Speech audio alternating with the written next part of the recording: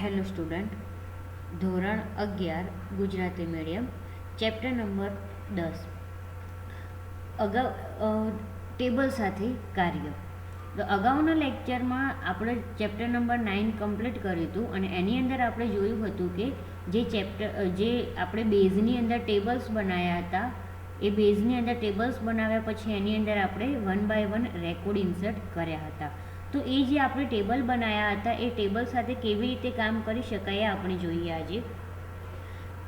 તો આગળના પ્રકરણમાં ચર્ચા કર્યા પ્રમાણે આપણે દરરોજ અનેક નિર્ણયો લેવા પડે છે અને તે માટે એક અથવા બીજા પ્રકારની માહિતીની આપણને જરૂર પડે છે. તો યોગ્ય સમયે સાચી માહિતી મેળવવા માટે આપણે ડેટાબેઝ બનાવવો પડે અને તેમાં ડેટા ઉમેરવો પડે, અગાઉ દાખલ કરેલા ડેટામાં સુધારા કરવા પડે, નકામો અને બિનજરૂરી ડેટા રદ કરવો પડે એટલે કે ડિલીટ કરવો પડે, ડેટાને જરૂરિયાત પ્રમાણે ગોઠવવા પડે. તો આવી અલગ અલગ વિવિધ પ્રક્રિયાઓ હોય છે જે કરવી પડે છે. તો આપણે આગળના પ્રકરણમાં બેઝમાં ડેટાબેઝ અને વિવિધ ટેબલ કેવી રીતે બનાવી શકાય તેની ચર્ચા કરી ચૂક્યા છીએ. તો આપણે હવે બનાવેલ ટેબલ ઉપર વિવિધ પ્રક્રિયાઓ કેવી રીતે કરી શકાય તે જોઈએ. એટલે કે અત્યાર સુધી આપણે શું જોયું કે ટેબલ્સ ડેટાબેઝની અંદર ડેટાબેઝ બનાવ્યો અને ટેબલ્સ બનાવ્યા અને રેકોર્ડ ઇન્સર્ટ કર્યા. તો એની અંદર તમે શું કરી શકો છો? ડેટા ઉમેરી શકો છો. અગાઉ તમે જે ડેટા ઉમેરેલા હોય એની અંદર ચેન્જીસ કરી શકો છો. નકામો અને બિનજરૂરી ડેટા હોય એને ડિલીટ કરી શકો છો અને ડેટાને જરૂરિયાત પ્રમાણે ગોઠવી શકો છો. તો સૌ પ્રથમ છે પહેલાં ટેબલમાં ડેટા ઉમેરવો. તો ટેબલમાં રેકોર્ડ ઉમેરવા માટે સૌ પ્રથમ આપણે ટેબલ ઓપન કરવું પડે અને ટેબલ ઓપન કરવા માટે ડેટાબેઝ વિન્ડોના ટેબલ પેનમાંથી જરૂરી ટેબલના આઇકન ઉપર ડબલ ક્લિક કરવી પડે. તો આના વિકલ્પ રૂપે જરૂરી ટેબલ પર ડબલ ક્લિક કરી પ્રદર્શિત થયેલા સબ મેનુમાંથી ઓપન વિકલ્પ પસંદ કરો. એટલે કે ધારો કે આપણે અહીંયા જુઓ સપ્લાયર ટેબલ બનાવેલું છે, બરાબર.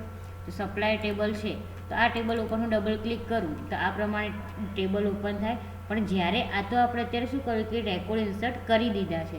પહેલાં આપણે જ્યારે રેકોર્ડ ઇન્સર્ટ નહોતા કરેલા ત્યારે આ શું હતું, ખાલી એક જ લાઈન આવી રીતે બતાવતી હતી જેવી અહીંયા બતાવે છે. અને ત્યારબાદ આપણે જે આ 4 રેકોર્ડ છે એ 4 રેકોર્ડ આપણે અહીંયા ઇન્સર્ટ કર્યા હતા, બરાબર. હવે એની અંદર જો આ ટેબલ છે, હવે તમારું કર્સર અહીંયા છે અને આ પહેલું રેકોર્ડ છે. હવે હું અહીંયા આ નેક્સ્ટ ઉપર આપું છું તો બીજા રેકોર્ડ ઉપર જુઓ અહીંયા ચેન્જીસ થતા રહેશે. એ જોજો હું જેવી રીતે ક્લિક આપીશ ને એવી રીતે. અને અહીંયા રેકોર્ડ તમને બતાવશે. 2 of 4 છે, અહીંયા ક્લિક આપું એટલે 3 of 4 અને અહીંયા તમારું કર્સર 3 ઉપર આવી જશે.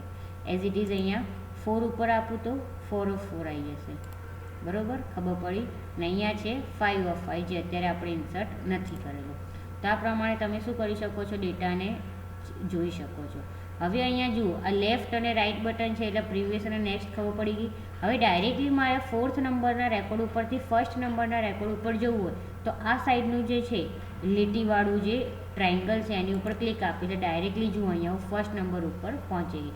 ડાયરેક્ટલી 4th નંબર ઉપર પહોંચવું હોય તો અહીંયા 4th નંબર ઉપર તમે આની ઉપર ક્લિક આપો એટલે ડાયરેક્ટ પહોંચી શકો છો. તો ડેટાને કઈ રીતે ઇન્સર્ટ કરી શકાય આપણને ખબર છે. આજે મેં કીધું ને એ પ્રમાણે રેકોર્ડ્સ બતાવે. અહીંયા જે રેકોર્ડ્સ છે બરાબર એ રેકોર્ડ્સના ફર્સ્ટ રેકોર્ડ, નેક્સ્ટ રેકોર્ડ એ બતાવે. પછી ટેબલમાં રેકોર્ડ એડિટ કરવા. તો ટેબલમાં રેકોર્ડ એડિટ કરવા માટે શું હોય કે ડેટા એન્ટ્રી સમયે જો તમે ખોટા ડેટા એન્ટર કર્યો હોય તો ચેન્જ કરવો પડે, અથવા તમે ડેટા એન્ટર કર્યો હોય એના પછી કોઈ ચેન્જીસ થયો હોય કે કોઈ ફોન બદલાઈ ગયો હોય, ફોન નંબર બદલાઈ ગયો, એડ્રેસ બદલ્યો કંઈ પણ, તો એ તમે પછી એને બદલી શકો છો. તો તમે જ્યારે એ પછી જે ડેટા તમે એન્ટર કરો છો એકવાર ઇન્સર્ટ કર્યા પછી બીજી વાર એ ડેટામાં તમે ચેન્જીસ કરો છો એને શું કહેવાય? એડિટિંગ કર્યું કહેવાય. પછી છે ટેબલમાંથી રેકોર્ડ ડિલીટ કરવો. અહીંયા જુઓ અહીંયા તમને કીધું જ છે એ પ્રમાણે ઉદાહરણ બી આપેલું છે અહીંયા કે ધારો કે કોઈ ચોક્કસ સપ્લાયરનું સાચું સરનામું તમે ઉમેરેલું છે પણ કેટલાક સમય પછી જે માલ મોકલનાર કંપની છે શું છે સ્થળ બદલે છે એટલે કે જગ્યા બદલે છે એટલે એડ્રેસ ચેન્જ થયું કહેવાય. તો આ કિસ્સામાં શું છે કે સપ્લાયરનું સાચું નામ સરનામું ઉમેર્યું હોવા છતાં સ્થળ બદલ્યું હોય એને એટલે આપણે શું કરવું પડે? એને એડિટ કરવું પડે. તો એ જે અગાઉ ઉમેરેલા ડેટા હોય એ ડેટાને આપણે સુધારીએ તો એ સુધારવાની પ્રક્રિયા જે આપણે કરીએ છીએ એને એડિટિંગ કહેવામાં આવે છે. તો તો સુધારવાનું કાર્ય કરવા માટે આપણે ટેબલ ખોલવું પડે અને જે સુધારવા ઈચ્છતા હોઈએ તે ફિલ્ડની ઉપર માત્ર કર્સર મૂકીને સુધારા કરી શકાય. ધારો કે જો આ ટેબલ અહીંયા છે, બરાબર. હવે એમાં દિલ્હી ઉપર ક્લિક આપું. હવે દિલ્હીની જગ્યાએ મારે બદલવું છે, તો દિલ્હી જગ્યાએ હું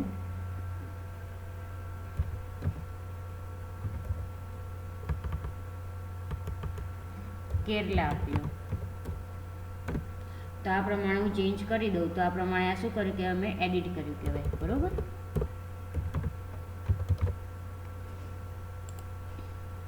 પછી છે ટેબલમાંથી રેકોર્ડ ડિલીટ કરવા.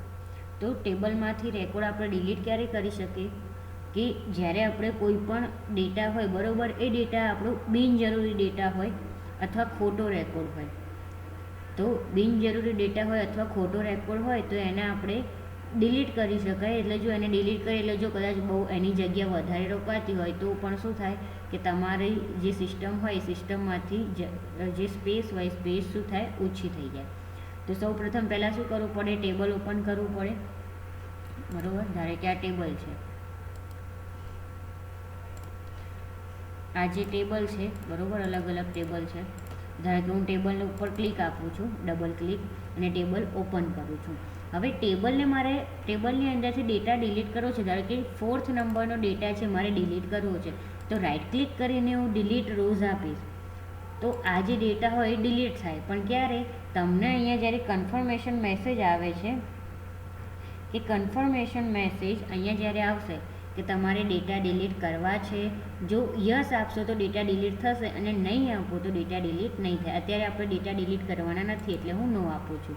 એઝ યુઝ્યુઅલ એ જ રીતે કે અહીંયા જ ધારો કે હું ક્લિક આપીને કીબોર્ડની અંદરથી અહીંયા જો ડિલીટ કી આપેલી છે DEL, આ DEL છે, કીબોર્ડની અંદર પણ ડિલીટ કીનો યુઝ થાય છે. ધારો કે હું અહીંયા ક્લિક આપીને કીબોર્ડની અંદરથી ડિલીટની કી પ્રેસ કરું છું તો કીબોર્ડની અંદરથી ડિલીટની કી પ્રેસ કરું તો પણ સેમ ટુ સેમ પ્રોસેસ થાય. અહીંયા તમારે જો ડેટા ડિલીટ કરવો હોય તો યસ આપવાનું, ના કરવું હોય તો નો આપવાનું. ઓકે.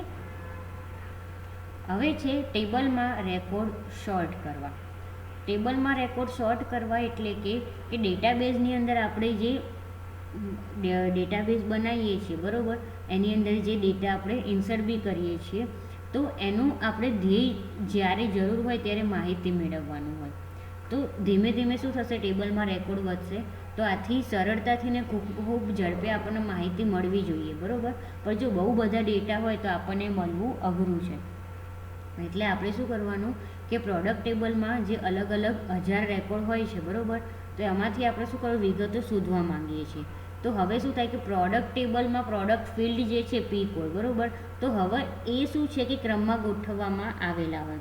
પણ હવે આપણને કયું પ્રોડક્ટ કોડ છે, બરાબર, કઈ પ્રોડક્ટનો એ આપણને ખબર ના હોય તો આપણે શું થાય, ઝડપથી શોધી શકતા નથી. તો પ્રોડક્ટ ટેબલની અંદર P કોડ અને સેલિંગ પ્રાઇસ છે એ બંનેને આપણે શું કરવાનું, ક્રમમાં ગોઠવવાનું.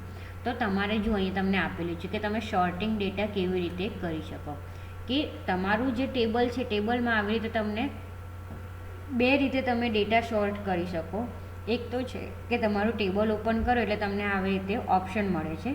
એસેન્ડિંગ માટે શોર્ટ એસેન્ડિંગ એટલે A to Z અને શોર્ટ ડિસેન્ડિંગ એટલે Z to A. એસેન્ડિંગ એટલે ઉતરતા ક્રમમાં, ચડતા ક્રમમાં, અને ડિસેન્ડિંગ એટલે ઉતરતા ક્રમમાં. તો આ પ્રમાણે તમે ડેટા શું કરી શકો છો, શોર્ટ કરી શકો છો. જુઓ અહીંયા હું તમને બતાવું. આ જે છે તમારો ડેટા છે. હવે મારે અહીંયા શું કરવું છે, અહીંયા જુઓ 3 ઓપ્શન છે. આ પહેલું છે શોર્ટ, પછી છે શોર્ટ એસેન્ડિંગ અને શોર્ટ ડિસેન્ડિંગ. હવે શોર્ટ ઉપર ક્લિક આપું એટલે ડાયલોગ બોક્સ જોવા મળશે જેવું તમને અહીંયા કીધું છે એ પ્રમાણે. એટલે એમાં શું થશે કે અહીંયા ધારો કે મારે શોર્ટ કરવું છે, શોર્ટ હું કરીશ સેલિંગ પ્રાઇસને હું કરું છું એસેન્ડિંગમાં. ઓકે. તો હવે એસેન્ડિંગમાં એટલે કે ઉતરતા ક્રમમાં, બરાબર, ચડતા ક્રમમાં. એટલે અહીંયા જુઓ તો આ પ્રમાણે જે ડેટા હોય એ પ્રમાણે ચેન્જીસ થાય, બરાબર. હવે એ જ હું જો ડિસેન્ડિંગમાં આપું, બરાબર, તો એસેન્ડિંગમાં આપું તો ચડતા ક્રમમાં આવી ગયું અને ડિસેન્ડિંગ એટલે ઉતરતા ક્રમમાં આપું તો એ પ્રમાણે.